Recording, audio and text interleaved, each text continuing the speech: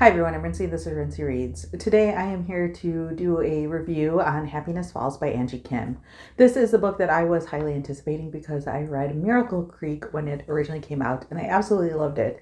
And so I was really looking forward to picking up another book by the same author. So this is another contemporary kind of family story with a mystery element to it. You are following this one Korean American family. Well, the mother is Korean, the husband is white, and so their kids are biracial. There are 3 kids in this family, and you are mainly following the story from the point of view of the middle daughter, Mia. She's home from college because of the pandemic and things like that, and everyone's kind of been home for a little bit because of lockdown. And she notices that her youngest brother Eugene is running towards the house. Now, Eugene is someone who is on the autism spectrum, and he also has this other diagnosis of having Angelman syndrome. And so he doesn't speak, but he always has a smile on his face. That's from the Angelman syndrome. He is running towards the house and he's doesn't run. He does a lot of work with the parents and things like that to be able to work towards running, but he doesn't run like that. And so Mia gets really excited and thinks that he's just made huge progress and things like that. And so he runs into the house, he pushes Mia over and runs into his room, and Mia kind of gets the wind knocked her out of her a little bit. She ends up falling asleep on the grass, and it turns out that Eugene was out in a nearby park with their father, and their father never ends up coming home. And so it's hours later when they realize that their father is actually missing. And so that's sort of how the story begins. You find out that the father is missing, and there is this obviously really tight timeline to try to figure out what exactly has happened. And the only person who was with their dad was Eugene, who doesn't speak and doesn't have a way of communicating to the family or anyone else what exactly happened. And so that's kind of how the story begins. I won't really go into more of the plot than that, but this is a really interesting book. There's a couple of things that Angie Kim is doing in the story.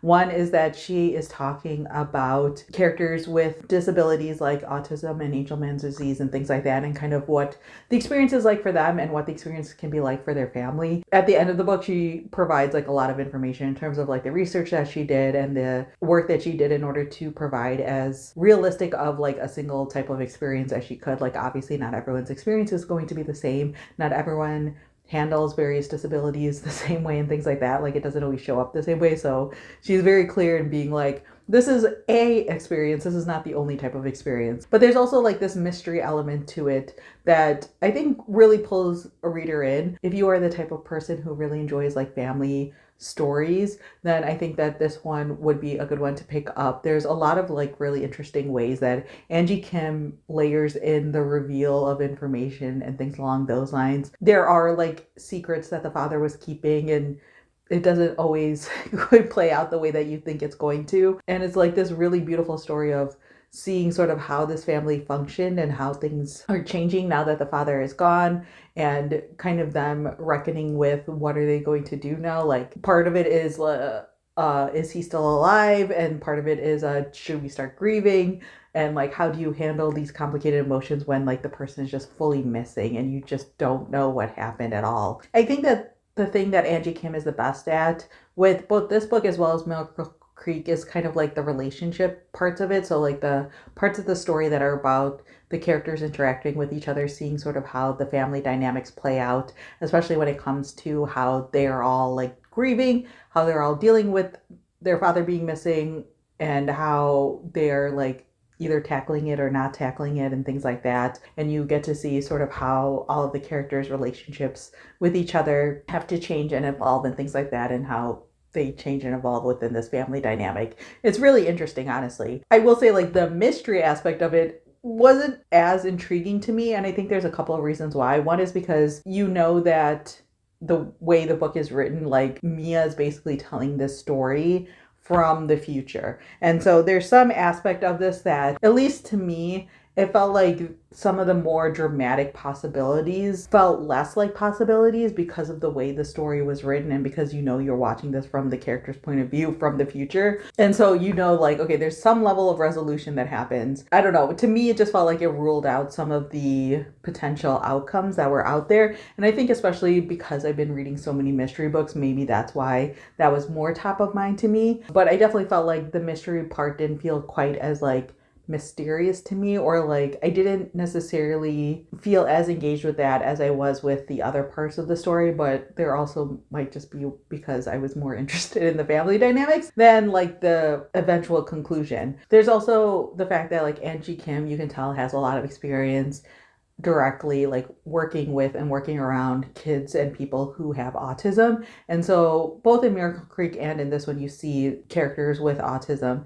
And I think that honestly, like not that her focus needs to be that, but I think that the way that she talks about how Eugene specifically is affected by all of this, how people look at Eugene, how people treat Eugene, things like that I found really interesting and just really eye-opening for thinking about my own biases when it comes to people who might be on the spectrum or people who have varying levels of disabilities and things like that. And I also think like she brings up a lot of really interesting points over the course of like the solving of this mystery, with the way that both Eugene is treated and the family is treated and how they all like kind of work out over the course of this story. So yeah, part of me feels like the mystery part of it, like the actual hunt for the dad and things like that, feels almost on a second tier compared to some of the other things that Angie Kim is doing and talking about in this book. But I think that like overall this is like a really engaging story, and I found it to be like really beautiful. It isn't better than Miracle Creek in my opinion,